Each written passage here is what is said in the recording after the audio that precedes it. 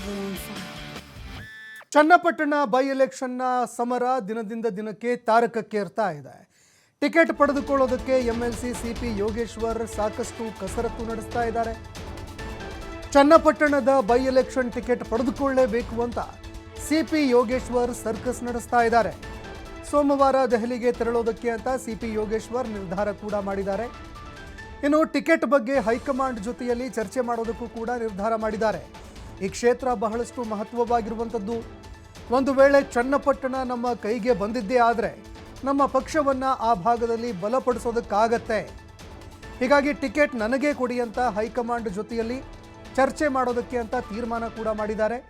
ಇನ್ನು ಸಿಪಿ ಯೋಗೇಶ್ವರ್ ಅವರ ಜೊತೆಯಲ್ಲಿ ಬಿಜೆಪಿಯ ಹಲವಾರು ನಾಯಕರು ಕೂಡ ದೆಹಲಿಗೆ ತೆರಳುವಂತಹ ಸಾಧ್ಯತೆಗಳು ಇದೆ ಅಂತ ಹೇಳಲಾಗ್ತಾ ಇದೆ.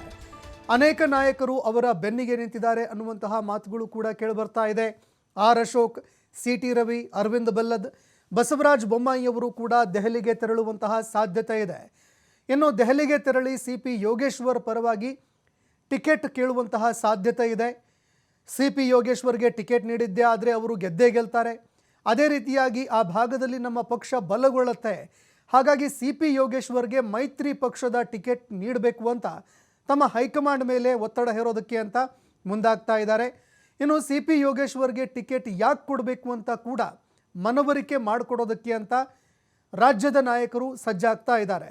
ಇನ್ನು ಮತ್ತೊಂದೆಡೆ JDSನಿಂದ ನಿಖಿಲ್ ಕುಮಾರಸ್ವಾಮಿ ಅವರನ್ನ ಕಣಕ್ಕಿಳಿಸಲೇಬೇಕು ಅಂತ HD ಕುಮಾರಸ್ವಾಮಿ ಅವರು ಕೂಡ ಸಾಕಷ್ಟು ಕಸರತ್ತು ನಡೆಸ್ತಾ ಇದ್ದಾರೆ. ಇದೇ ಕಾರಣಕ್ಕಾಗಿ ಅವರು ಬಿಜೆಪಿಯ ಹೈಕಮಾಂಡ್ ನಾಯಕರು ಯಾರಿದ್ದಾರೆ, ಹೈಕಮಾಂಡ್ ನಾಯಕರ ಜೊತೆಯಲ್ಲಿ ನಿರಂತರವಾಗಿ ಈ ಒಂದು ವಿಷಯಕ್ಕೆ ಸಂಬಂಧಪಟ್ಟಂತೆ ಒತ್ತಡ ಹೇರುವಂತಹ ಕೆಲಸವನ್ನು ಮಾಡ್ತಾ ಇದ್ದಾರೆ. ಅದೇ ರೀತಿಯಾಗಿ ಹೈಕಮಾಂಡ್ ನಾಯಕರ ಮನವೊಲಿಸಿ ಟಿಕೆಟ್ ಪಡೆದುಕೊಳ್ಳಬೇಕು ಅಂತ ಅವರ ಮೇಲೆ ಒತ್ತಡ ಹೇರೋದಕ್ಕೂ ಕೂಡ ಕೇಂದ್ರ ಸಚಿವರು ಮುಂದಾಗ್ತಾ ಇದ್ದಾರೆ. ಈ ನಡುವೆ ಸಿಪಿ ಯೋಗೇಶ್ವರ್ ನಾನು ಸ್ಪರ್ಧೆ ಮಾಡಿಯೇ ಸಿದ್ಧ ಅಂತ ಈಗಾಗಲೇ ಒಂದು ಸಂದೇಶ ಕೂಡ ರವಾನೆ ಮಾಡಿಯಾಗಿದೆ. ಮತ್ತೊಂದೆಡೆಯಲ್ಲಿ ನಿಖಿಲ್ ಕುಮಾರಸ್ವಾಮಿ ಅವರು ಕೂಡ ಕ್ಷೇತ್ರದಾದ್ಯಂತ ಸಂಚಾರವನ್ನು ಆರಂಭ ಮಾಡ್ತಾ ಇದ್ದಂತೆ ಈಗ ಸಿಪಿ ಯೋಗೇಶ್ವರ್ ಕೂಡ ಅಲರ್ಟ್ ಆಗಿದ್ದಾರೆ. ಇದೇ ಕಾರಣಕ್ಕಾಗಿ ಟಿಕೆಟ್ ಪಡೆದುಕೊಳ್ಳಲೇಬೇಕು ಅಂತ ದೆಹಲಿಗೆ ತೆರಳುವಂತಹ ಒಂದು ನಿರ್ಧಾರ ಕೂಡ ಮಾಡಿದ್ದಾರೆ. ಇನ್ನು ಅದೇ ರೀತಿಯಾಗಿ ರಾಜ್ಯ ನಾಯಕರು ಕೂಡ ಅವರ ಬೆಂಬಲಕ್ಕೆ ನಿಂತಿದ್ದಾರೆ ಎನ್ನುವಂಥದ್ದು ಕೂಡ ಗೊತ್ತಾಗ್ತಾ ಇದೆ.